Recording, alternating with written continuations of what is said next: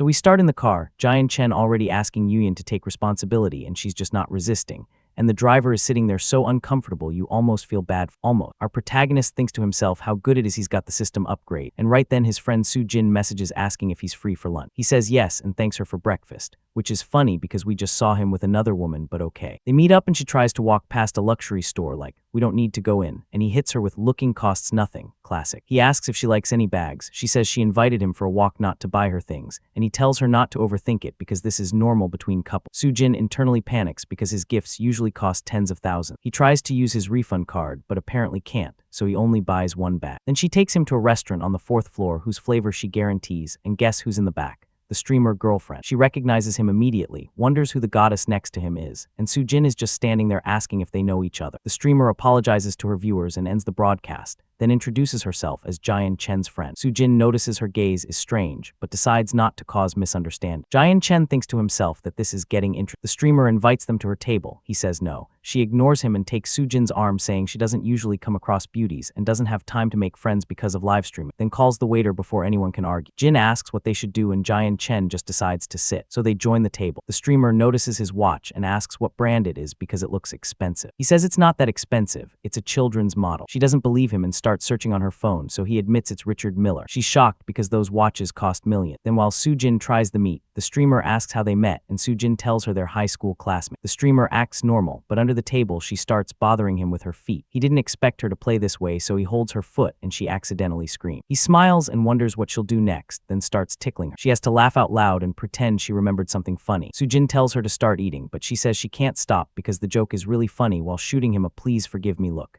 He agrees and she runs to the bath. 3 minutes later, he watches as both girls start sharing contact info and the streamer declares Soo-jin her best friend. He's just smiling. Then he gets a message about his other invitation. His girlfriend tells him not to worry about them. The streamer says she won't get bored and he leaves. He arrives at the bar where the club girls immediately start whispering about how handsome he is. The white-haired friend says he'll cover the night's expenses, but the other friend refuses and says he should apologize to brother Jian instead, so he orders 5 sets of the Golden Dragon. Each set costs 888,000. Other customers are stunned and the friend can't believe he's being that generous while the other guy says he's spending his savings. Jiang Chen checks his information panel and is surprised his friendship level is quite high. A beautiful woman approaches to toast. He notices she seems foreign, and she explains her mom is Chinese, but she doesn't have nationality, so she has to work 10 years for permanent residency, and she's a model. He tells her she'd have a better future in influencing. She asks if he really thinks so because she doesn't know if beauty standards will accept, and he says they're in the influencer era now, and she just needs to say she loves this country to get millions of followers. She says she actually recorded some videos, but they didn't get many followers, so he repeats that she just needs to say she loves the country. She asks if he's serious. His friend asks if he wants to get into the influencer business, and he says no. The only thing that interests him is the way to make money because behind influencers, there's a lot of money,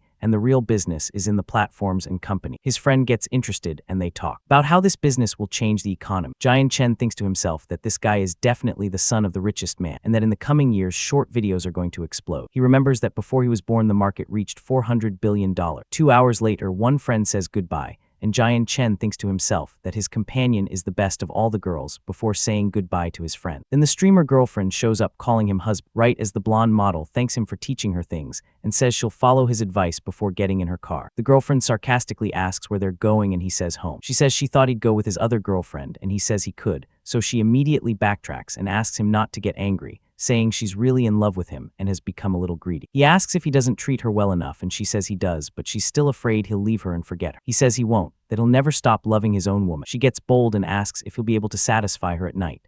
They get to her apartment and he puts her on the bed and gives it to her like a drawer that won't close. Next morning she asks if he's hungry and offers to buy him something. He says no because he plans to go out together. He asks what she normally eats and she says instant noodle. He asks about rent. She says 1,600, which isn't bad for such a small space. She's used to it and it's not easy to find a good place in this city. He asks why she doesn't live in the dorms and she says her roommates are very sarcastic and started talking behind her back. Once she began live, he understands and tells her to look for an apartment near the university and he'll pay for it. She gets happy and hugs him. He looks at her closet and says they'll also buy clothes. She says it's not necessary because he's already given her many things and all she wants is a small part of his heart. He tells her it doesn't matter if she asks for a house or a car because he'll give it to her. She comments that she fell in love with a womanizer and says she won't leave his side. They go to a well-known store where the manager recognizes him and thinks to herself that she can't believe he's come with another woman, but at least he'll spend a fortune. They make purchases. The system returns 100 times the investment, and he gets 48 million. Then they see a child who introduces himself, explains his mother needs surgery, and asks for help. The girlfriend is moved and crouches down to help while passersby comment that it's a scam. Jiang Cheng notices the kid's gaze isn't that of a scammer, so he gives his contribution too. The child thanks his brothers and wishes them a long life. The system reacts and gives him the perception of intention, so he can perceive if someone is honest or hypocritical. He's surprised. Passersby wonder if he's crazy for giving so much money, while others find him familiar from a trending video. He activates the new ability and discovers the child was telling the truth, so he lifts him up and asks how much more he needs. The child says 28,000, that both his father and he went out to beg because no one helped. Jiang Cheng says this is all the fault of scammers pretending to be sick and gives him 100,000 yuan. The child tries to refuse because his mother only needs 28,000. The girlfriend wonders what's happening to her boyfriend. He explains the rest is for treatment after the operation. The child thanks him again and says he'll repay him when he's older. The system notifies him that he saved a young man who had lost faith in the world and gives him danger perception. He's surprised again. An hour later after leaving the child, the girlfriend says seeing his mother made her feel like luxurious things are unnecessary. He gets a call from his friend, saying his car is repaired and inviting him to a track. They arrive and the friends talk about an event. One friend jokes about the other not liking super sports cars even though he has a collection at home. The girlfriend marvels at the cars because it's her first time seeing so many models. The friend calls her sister-in-law and says she can try any car after reserving the place. She looks at Jiang Cheng and he says she can go for a run. The friend calls a coach to take care of her, then looks at Jiang Chen's car and says he's envious.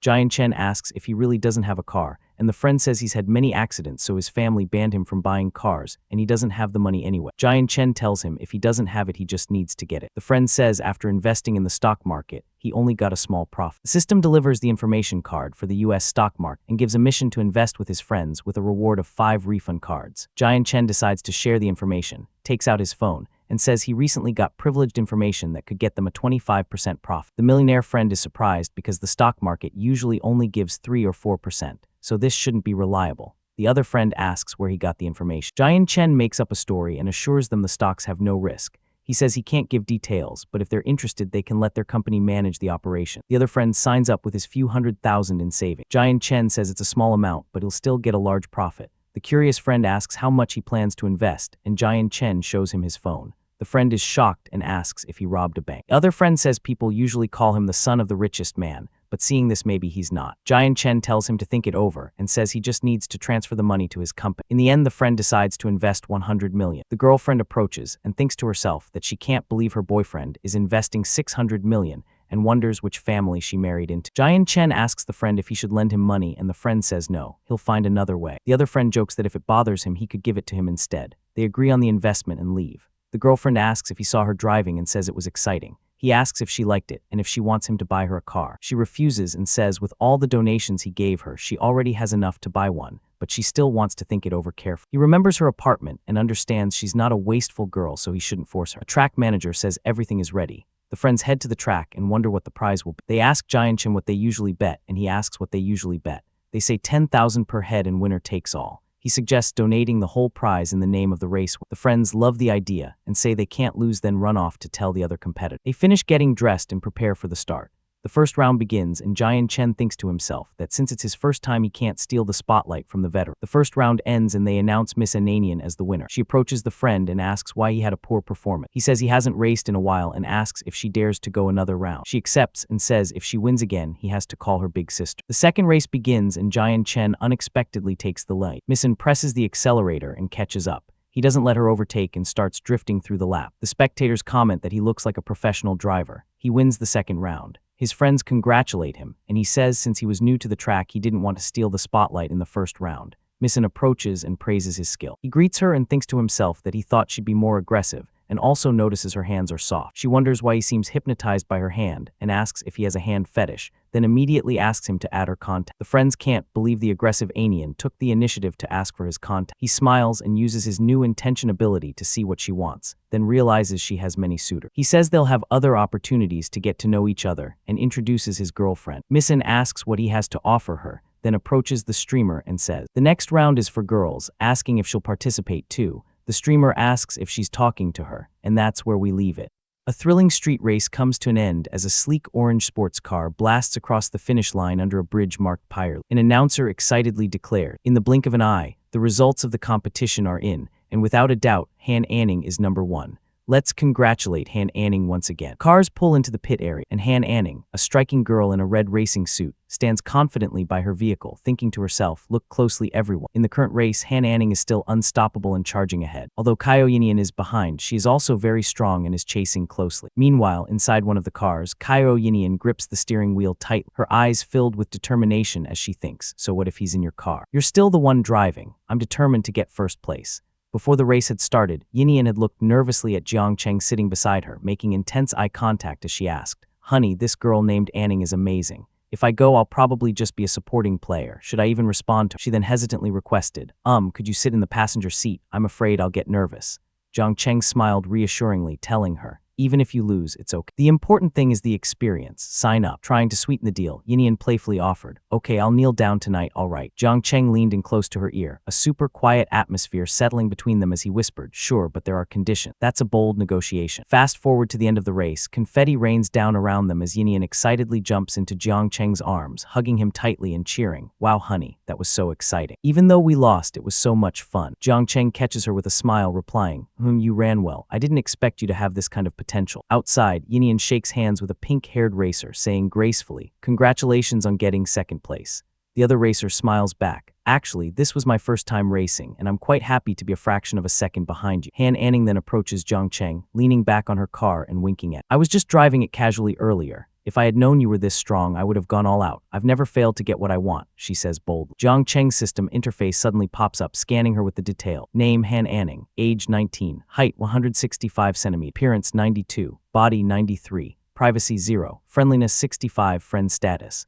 Looking at the screen, Jiang Cheng thinks to himself, her privacy score is 0. It seems Han Anning doesn't actually like me. She probably just wants to conquer me. Anning leans over the hood of the car, panting slightly as she declines his offer. No, I don't need it. Please don't buy it. I'm just still savoring the drift I just did." Jiang Cheng stands casually nearby and asks, "You like it that much? Why don't you just buy one?" Anning flashes him a charming smile and propositions him, "Brother Jiang, are you still looking for a girlfriend? If so, don't be too strict about gender. How about me?" Jiang Cheng's silver-haired friend wraps an arm around his shoulder, laughing as Jiang Cheng replies, "I'm male and I like women. Maybe I should ask Brother Wang if he likes me." His friend chuckles heartily, "Haha, Jiang Cheng and I have the exact same hobbies."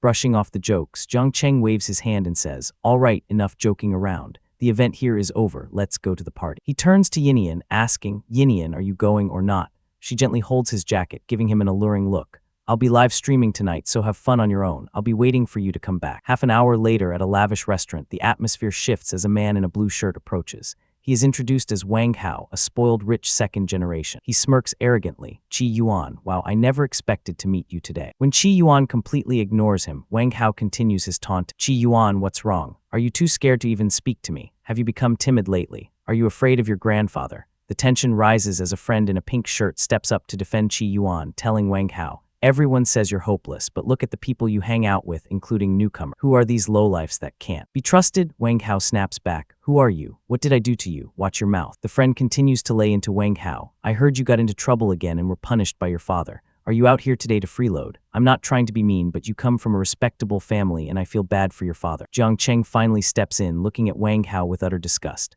"Wang Hao, what can I say to you? Just get lost." The background context reveals that Wang Hao's family has deep connections in Shanghai, and he and Qi Yuan have a long history of bad blood, resulting in countless verbal battles that Qi Yuan usually has to endure. Feeling the weight of the situation, Qi Yuan sweats nervously, thinking Wang Hao has a special status. If this matter gets out of hand, it won't be easy to handle. Trying to de-escalate, Qi Yuan grabs Jiang Cheng's arm and pleads, "Brother Jiang, why don't you go first? Wang Hao's father holds a position in Shanghai, and this matter is difficult to resolve. You go first and I'll think of another way." Jiang Cheng stands his ground, questioning, "Wang Hao, what are you trying to do? We should resolve our own issues. Why involve our parents?" Wang Hao loses his temper, shouting into his phone while pointing aggressively at Qi Yuan. "Don't think I don't know what you're thinking. Unless he kneels down in front of me and apologizes, there's no way to resolve this." He then screams at them, "You're not allowed to leave. I'm going to get you in there today no matter what. Once you're in there, I'll show you how you die. I'm not human if I don't kill you." Qi Yuan shouts back defensively, "Wang Hao, are you out of your mind? You started it yourself. If you hadn't been so foul-mouthed, would this have happened?"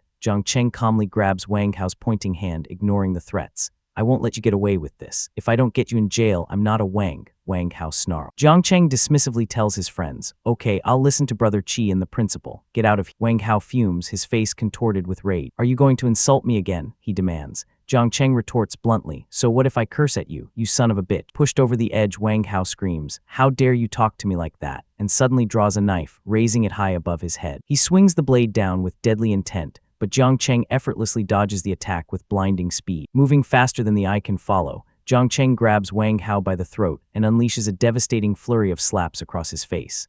The rapid impacts echo through the restaurant as Jiang Cheng lands hit after hit, finally finishing the brutal combo with a vicious kick to Wang Hao's midsection. That was ruthless. The powerful kick lifts Wang Hao off his feet, sending him flying backward through the air. He crashes violently to the floor, sending a nearby plate and food scatter. He lies there, blood streaming from his nose, groaning a pathetic Despite being beaten down, Wang Hao clutches his knife from the floor and gasps out a final threat. "Do you know who my dad is? I'll take your life." Qi Yuan frantically grabs Jiang Cheng, pulling him back. "Brother Jiang, calm down. Don't bother with this kind of scum. Please don't lay a hand on him," he begged. The silver-haired friend steps in, adding, "Jiang Cheng, that's enough." Jiang Cheng stands over the bleeding Wang Hao and coldly declares, "You should be grateful that our country is a harmonious society governed by the rule of law." Watching the entire spectacle in shock, the silver-haired guy and Qi Yuan sweat profusely, with one of them thinking to himself, more than a dozen slaps. He actually did that. I've seriously never seen a person like Jiang Cheng, while the other thinks in panic, didn't I just say that Wang Hao's father has a status and position in Shanghai? Jiang Cheng fiercely grabs the battered Wang Hao by his collar, holding him up as his silver-haired friend watches in absolute shock. With a cold glare, Jiang Cheng declares, "Today, not everyone is as good-tempered as me." A woman with light brown hair watches the scene unfold with deep concern, thinking to herself, "What's wrong with Brother Jiang today? I've already told him about Wang Hao's background, but he just won't stop." The silver-haired friend looks down, visibly sweating as he calculates the risk in his mind. Although Jiang Cheng has a lot of liquid funds and is considered a capable guy, his family only owns a small construction company. Compared to someone like Wang Hao, a third-generation official with powerful connections, that's a huge gap. Unfazed by the surrounding panic, Jiang Cheng remains entirely calm as a blue holographic system interface appears before him, reading, "Because the host acted decisively, in line with the style of a tycoon, the host is rewarded with a privilege card for showing off." A confident smirk crosses his face as he thinks, "If I'm still timid and hesitant now that I have a system, then I've wasted my life. Look, if I don't indulge him, I'll get rewards from the system. That's a nice perk." Still clutching his bruised and swollen face, Wang Hao glares up with pure hatred and screams,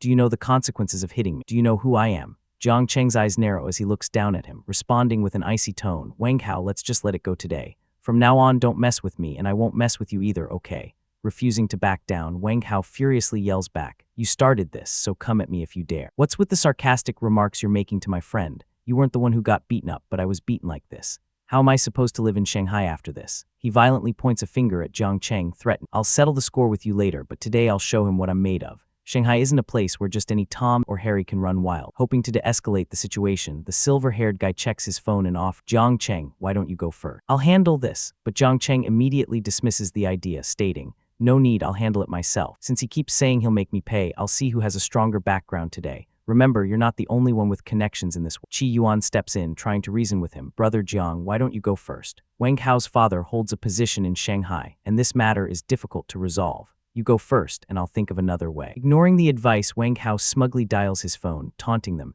"Qi Yuan, don't think I don't know what you're thinking. Unless he kneels down in front of me and apologizes, there's no way to resolve this." Frustrated, Qi Yuan shouts back, "Wang Hao, what are you trying to do? We should resolve our own issue. Why involve our parents?" Seeing the situation spiraling, Qi Yuan turns back to his friend, "Brother Jiang, with his father's background, this isn't something that can be easily handled. How about I call my father and ask him to think of a solution?" Jiang Cheng, completely calm, pulls out his own phone and simply replies, "No need," preparing to make a call home. He thinks to himself with a smirk, "System, I want to use the privilege card to show off." Putting the phone to his ear, Jiang Cheng looks a bit confused as an unfamiliar voice asks, Is this Jiang Cheng?" He cautiously replies, "I am Jiang Cheng and you are." On the other end of the line, an older, distinguished man sitting comfortably in a leather office chair chuckles warmly. "HMPH, I knew that Jiang Jianming, that unfilial son, hadn't told you about our existence." The older man leans forward with an enthusiastic smile, continuing, "I'm your second grandkid. Why didn't you ask your family to handle this? If your grandpa's informant hadn't alerted you in time, were you planning to deal with it yourself?" Jiang Cheng is utterly bewildered by the revelation, a tiny, shocked expression appearing as he stammers out,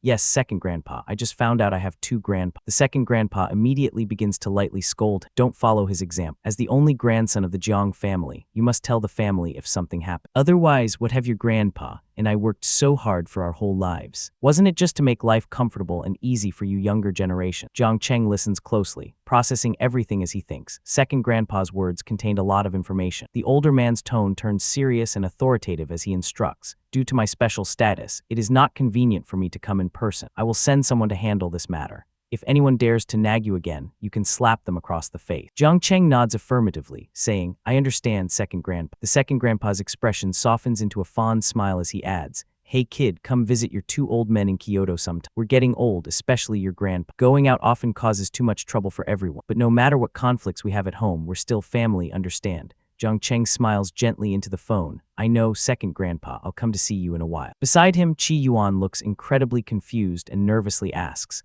What time is it now? Do you even feel like visiting grandpa? The scene shifts abruptly as a woman with an elegant but overwhelmingly arrogant aura struts into the building. It is Lin Lan, Wang Hao's mom, and she is closely followed by Director Kai of the nearby police station. She forcefully commands, Director Kai, Captain Chen, you must handle my son's case fairly and promptly. If you can't handle it well, I can find someone else who can. Desperate to appease her, Director Kai turns and furiously screams at his subordinates. Whoever it is, hitting someone is a crime. You can't even handle this small matter properly. How has Director Inspector Kai taught you all? Xiao Chen, what are you doing following this guy who caused an accident and injured someone? Take this kind of terrorist away right now. Xiao Li, go check the surveillance footage. Portly officer immediately salutes, responding nervously. Okay, direct. Lin Lan rushes over to her battered son, her face filled with worry as she gently holds his bruised cheek. Son, how did you get beaten up like this? Does it hurt? Let's go to the hospital first, she asks. Wang Hao glares past her with pure venom in his eyes, snarling, Mom, which hospital? I want to see that kid's hand broken. I won't let this go. He grits his teeth in absolute rage, plotting internally once he's inside, even if he doesn't leave anything behind, I'll make sure he suffers a lot. Fulfilling his orders, an aggressive police officer marches up to Jiang Cheng and holds up a pair of handcuffs, stating sternly, You are now suspected of maliciously harming others. Please come with us. Jiang Cheng doesn't even blink, staring the officer down coldly as he challenged, What if I don't leave? The officer's eyes widen in shock and anger as he shouts, Not leaving. Suddenly, a line of sleek black luxury cars pulls up outside, and a squad of imposing, broad-shouldered men in sharp suits marches into the venue. The sudden arrival leaves the police officers looking on in surprise. A sophisticated man with glasses steps forward from the group of bodyguards, pulling out his ID badge with a professional smile. He is Shen Chong, Jiang Cheng's second grandpa's private secretary. He presents his credentials to the stunned cops, saying, Director Kai, Captain Chen, this is my work ID. The police officers inspect the ID closely, clearly intimidated as one of them nervously asks, I wonder what brings Secretary Shen here. Secretary Shen turns his attention to Jiang Cheng, respectfully handing him a business card. Young Master Jiang, hello. My name is Shen Chong. I am your second grandpa's subordinate and personal secretary. I happen to be in Shanghai today handling some matter. Your second grandpa learned that you are having some trouble here and specially asked me to come and take a look. Jiang Cheng accepts the card politely, replying, Sorry to bother you. Secretary Shen pushes up his glasses, his smile unwavering as he reassures him. You're too kind. You're the future successor of the second master, so you're practically my boss now. If you need anything in the future, just let me know. Watching this unbelievable turn of events, Qi Yuan and the silver-haired friend are completely dumbfounded. Qi Yuan stares in shock, wondering, it really is Jiang Cheng's family. Just what is Jiang Cheng's family background? The silver-haired friend is equally floored, watching the army of bodyguards outside and thinking, is this from Jiang Cheng's family? He recalls the history of their conflicts, noting internally, Wang Hao's family has some connections in Shanghai. He and Qi Yuan don't get along, and they've had countless verbal battles like today, which Qi Yuan can only endure. Each time, he looks back at Jiang Cheng with immense newfound respect, continuing his thought process more than a dozen slap. He actually did that. I've seriously never seen a person like Jiang Cheng. Didn't I just say that Wang Hao's father has a status and position in Shanghai? Unwilling to accept defeat, Lin Lan angrily points a finger at the police, screaming, What are you doing? What kind of law is that? Director Kai, it seems you don't really want to be the director anymore, huh? Fine, I'll call my husband right now. You think you can just let someone beat up my son for nothing? I don't believe it. Jiang Cheng looks at her with absolute disdain, retorting, It's true what they say, birds of a feather flock together. Do you really think the whole of Shanghai is yours? Lin Lan glares back at him with supreme arrogance, scoff, Even if Shanghai isn't my personal property, dealing with an outsider bumpkin like you is more than enough. Jiang Cheng simply smiles, unfazed, fully confident in his newfound back. Beside him, Secretary Shen steps up, pushing up his glasses with a cool, collected expression. Jiang Cheng boldly replies, Oh, I'll see how you plan to deal with me today.